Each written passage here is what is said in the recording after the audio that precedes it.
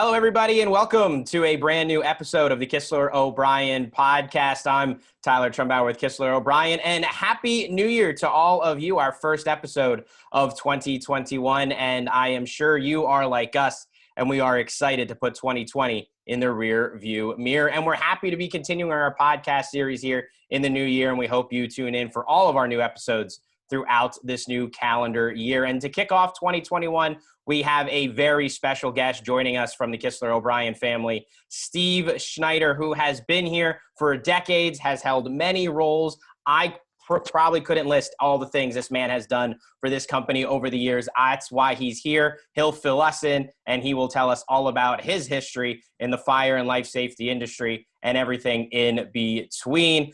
Steve, thank you for joining us today for this podcast. You're welcome. You know, like we said, long time with Kistler O'Brien, over 4 decades. KOB is going on 90 years of existence. How have you seen the company grow, evolve, and change over the years? I think there were only about 12 or so people working out of the Allentown office when I started. We had more branch offices at the time. We had an office in Harrisburg, Wilkes-Barre, Scranton, Williamsport, State College, and Philadelphia. But only 1 or 2 people worked out of those locations, and many of those employees were part-time, with their full-time jobs being firefighters. Being such a small company then, all the employees knew each other, and most of us socialized together after work. That is something I do miss now that we've grown so much. Going over all the years, we've had our good times and our bad times. There was times long ago where we would race to the bank on Friday evenings to cash our checks, as there may not have been sufficient funds in the bank for the last employee by the time they got there.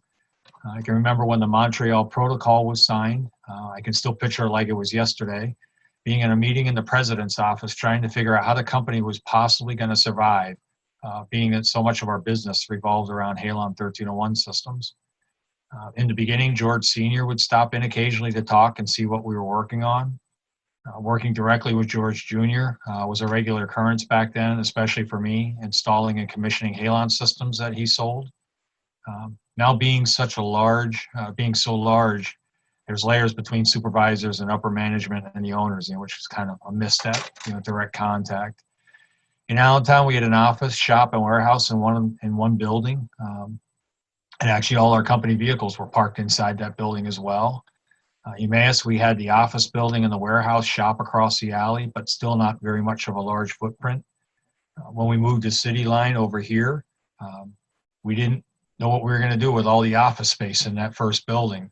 We actually rented out a lot of that building to another company here in the area for warehousing. Now we fill 2 full buildings here, and we have the 2 well-stocked branches. What was that like, when you first joined the team? What was that feeling like, that close-knit to what it is today with so much, horsepower on the wheels, on the road, and just so much of a larger workforce? What was it like day one for you? Well, back when I started, if I recall, the vehicle fleet was four vans. I think we had 2 step vans and a box truck and a stake body truck. Most of the vehicles back then were in fairly rough shape. A story that I like to tell often, kind of about, our experiences back then and the conditions of some of the stuff.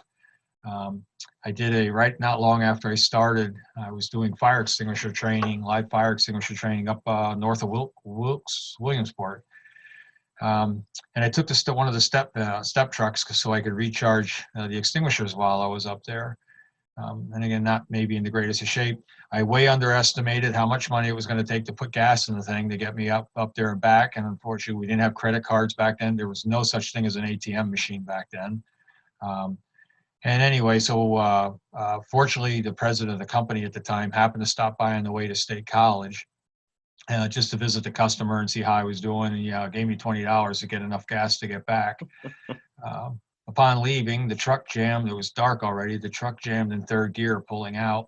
So when it was stick shift, so I had no linkage to kind of finagle with underneath.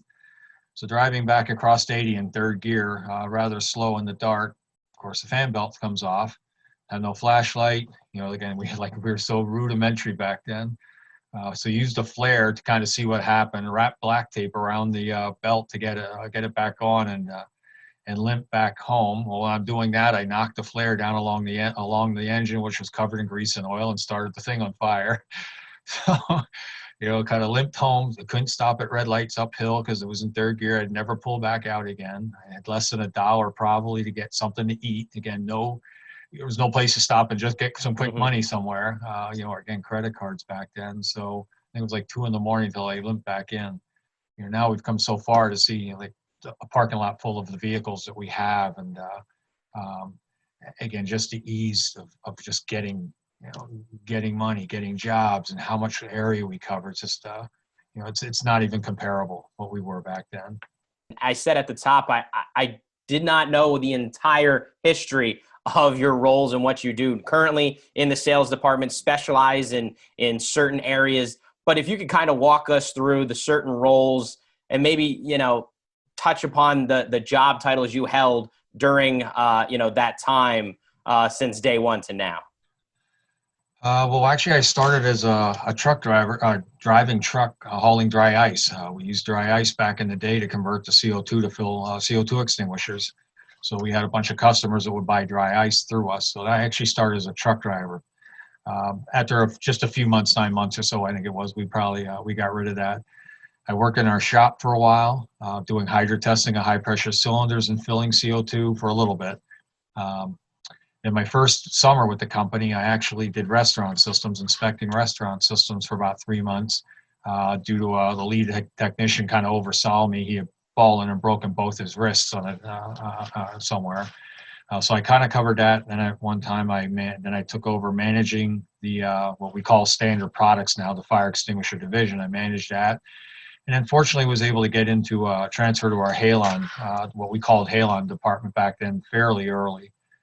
In that department, eventually I became the manager of it. As we continued to grow, it was over here, I think, at City Line. We divided that department into a service inspection group and an installation group. So I managed the installation side, and then again, just restructuring things, became just transferred to a project manager for those systems. And then eventually moved to the sales department when they decided the salespeople would manage their own installations, which was a short-lived deal there. At that time, I basically went into the sales department in the non-compliance and then handling the explosion suppression. So since about the 80s, I've dealt with the explosion system as well as other things here, responsibilities. And that side of the company, fortunately, through great circumstances, has now increased to cover 5 states with explosion suppression. And then other things I do as well, again, having some fire service experience. I work with, and being a certified fire investigator, I kind of work with our insurance providers if we have a fire at a customer or somebody has a discharge or some sort of an issue. Try and document what occurred and work again with our insurance carriers on that. Certainly. So it's fair to say you've seen a lot, you've done a lot with KOB over the years. You've shared a few stories already, but is there another one that really sticks out to you, maybe because of its uniqueness or just how crazy or funny or illuminating of a memory it was? Is there something that really sticks out to you through all these years? Again, we were a different company back then, much smaller. The industry was a lot different. We did a lot of custom stuff. We modified a lot of the things that you wouldn't be allowed to do today, panels and systems. We made a lot of our own stuff back then. We actually built some of our own panels and control systems and stuff back then. But so some things that kind of just come to mind, again, building custom systems and commissioning them. We used to do a lot of work at a facility called the Savannah River Plant in South Carolina, where they refine tritium for nuclear warheads. That was a very interesting facility to work at. One that stands out in my mind is flying into Bell, West Virginia, through the gap in a mountain down to a valley in the dark in his little puddle jumper, being able at that time to sit in the front of the seat by myself in this little tiny plane, looking through the cockpit, talking to the pilot and co-pilot, and seeing it. It was just it was so cool. And again, how they kind of went into this narrow valley. Another one, doing a job at U.S. Borax Mojave Desert when our plane landed, when the little plane, when it landed, the rear cargo door fell open when it hit when we kind of hit the runway, and I had a big tool crate that I carried to do these commissionings, slid out, fell out, and broke apart on the runway and scattered all my stuff down the runway. Spent a couple hours picking everything up there. Working in the catacombs, walking through the catacombs of the Philadelphia Museum of Art, and all the history and just how that place has evolved. Something that most people would never have the opportunity to do. Installing a system at a black facility outside of Washington D.C. Kind of a top secret facility. What's involved with working in places like that. To think somebody from a little town like Allentown would work in these places with a small fire protection company. I guess the story I tell a lot, and people kind of joke about over time. There's little statuettes around in my office and at home, and some places around the building. Did a commissioning of a bunch of CO2 systems in Indonesia many years ago now, I guess. And unfortunately, I got real sick over there from the pollution, from the food and the water and the pollution over there. And one afternoon before the thunderstorms, it was rainy season, before the storms came in, this facility was built down in the bottom of a quarry. And I was kind of not feeling so well, so I started attempting to walk back up to the rim of the quarry. And I was walking along a drainage ditch, and I just was so dizzy. I ended up passing out and falling into this ditch, drainage trench. And fortunately for me, the person that was running the Korean electrical contracting company, their porch was up on the lip of the quarry, their trailer, walked out on his back porch and just kind of was looking down over the facility being built and saw me laying in the ditch. Sent his driver down, his chauffeur down, and who took me, picked me up, got me out of the trench and up to the trailers. And another 10, 15 minutes, I probably would have drowned. When the storms came in, I would have drowned and died there. So I have to kind of say that, it's just amazing, the experiences that I've had over the years with this company. Yeah. The highs and the lows. And not to, kind of some things that kind of come to mind with, kind of previous a little bit. Again, the changes that we've had. Back in the day when I started, our service vehicles, they were like, the vans were painted like a reddish orange, the hoods and the roof. We had a big, broad blue band down the side, angled line. You could see those vans a mile away and recognize who they were. Back then, like no other competitors painted, very few competitors painted their vehicles. And when I started, was actually proud to be in one of these vehicles, seen in one of these vehicles. I worked for Kistler O'Brien. When I started, we sold fire apparatus. We sold Mack fire trucks, LTI aerials, 4Guys tankers. We used that, which would sit in our garage. Again, how big the space we had over there. We had used fire trucks in there that we would take for lunch that were traded in until we got rid of them to somebody else. We'd take them to lunch and terrorize the neighborhood, driving with lights and sirens around, stuff today that we'd get arrested for. And again, this is just the changes of the company. Back then, we played football, racquetball. We just get together after work, and unfortunately, we've become so big. It's just don't have that ability. And then just technology. You think back then, there was no such thing as cell phones. We had to get to a payphone twice a day to call into the office to see if there was work or other trouble calls. Then we got pagers to call in. Then we got pagers, alpha pagers that told us what we needed to do. And today, in a split second, the technicians are redirected. Their information goes to their pads or, a text message and stuff like that. It's just how much, the world's changed in that time. Certainly. And kind of going back to, you talked about your roles and currently in non-compliant sales, specializing in explosion, been doing it for decades now. What exactly does that entail for the folks that may, when they think of fire protection, think more of our standard products, but specifically explosion, things like that? What does that really mean? Well, explosion suppression systems basically it's just a fire suppression system. Just has, really one major difference. Still uses something to detect, ultraviolet infrared detection, looking for a spark, an ignition, or some sort of pressure detector to detect that initial pressure wave of an ignition. Really the different, and then again, some suppressant agent is discharged or isolation, high-speed isolation valves drop to isolate the area, but typically a suppressant agent is discharged. Really no difference there. Really the difference is speed. A standard fire suppression system may discharge 30 seconds, maybe even minutes in the case of carbon dioxide, versus an explosion suppression system where the whole process is done in milliseconds. So faster than you can blink your eye, it's detected and discharged, completely discharged.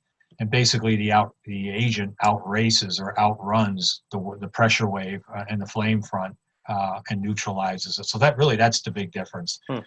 Gotcha. So moving ahead now, the Burn Prevention Network is a big endeavor here at KOB. It's a nonprofit that means a lot to us, means a lot to you. You are heavily involved in the Burn Prevention Network in Camp Susquehanna, and because of you, we have become more involved over the years in what we do and fundraise for.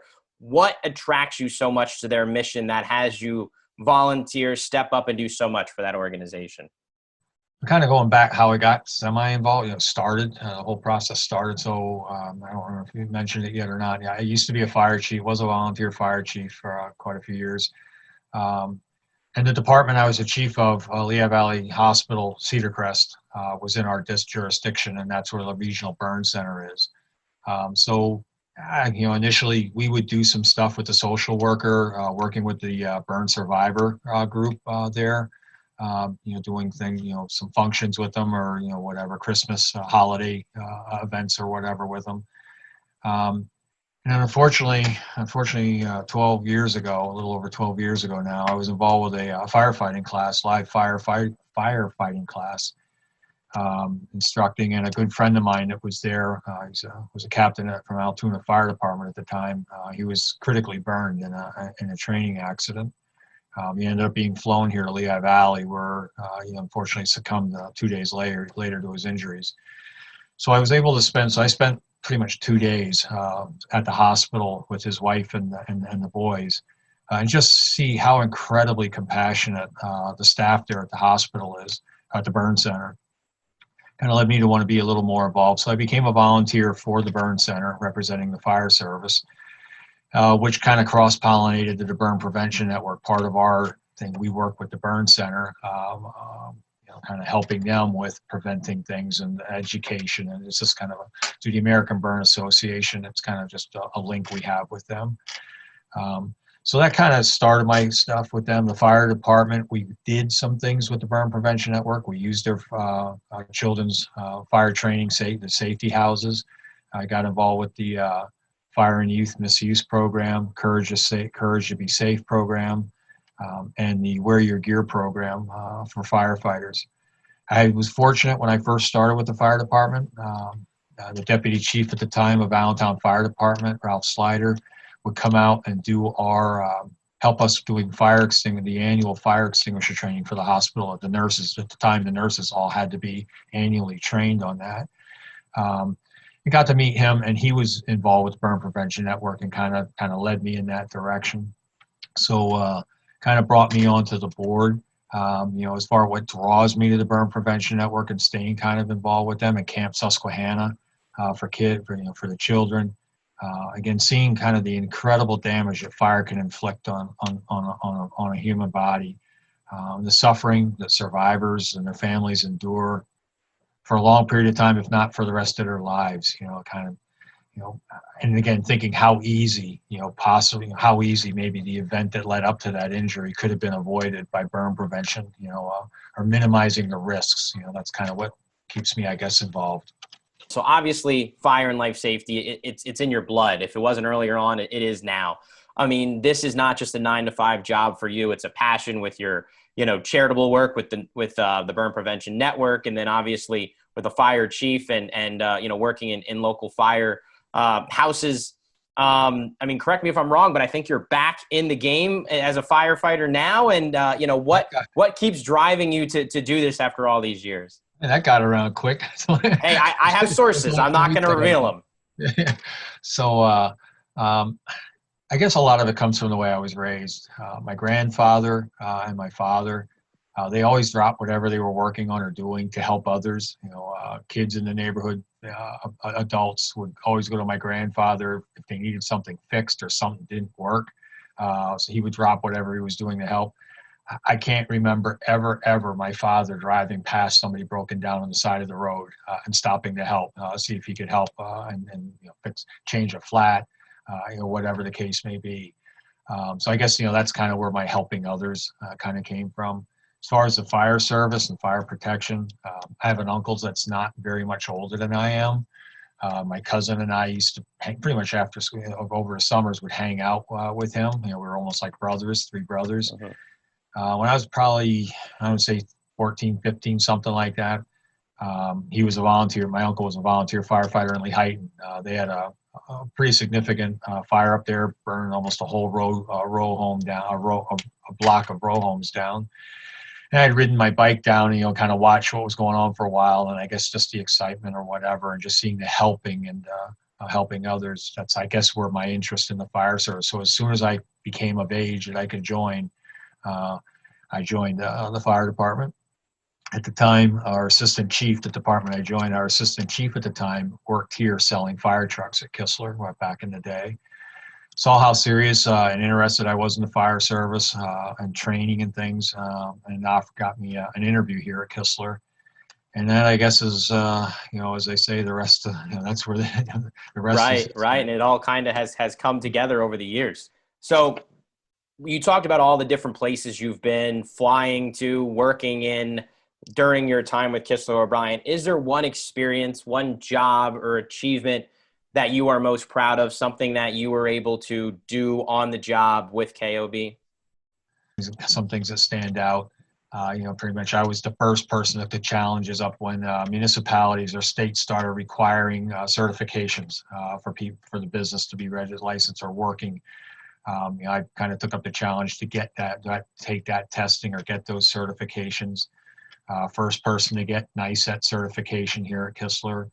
The first person to get certified fire protection specialist certification through the NFPA. One thing that I'm always proud of is when the vice president of IEP Technologies, we have a discussion or he talks with the president here or something like that, and it'll come up, how we've become, or we're now considered, we're one of their best, if not their best service distributor in the United States and Canada. Like to think I have something to do with that.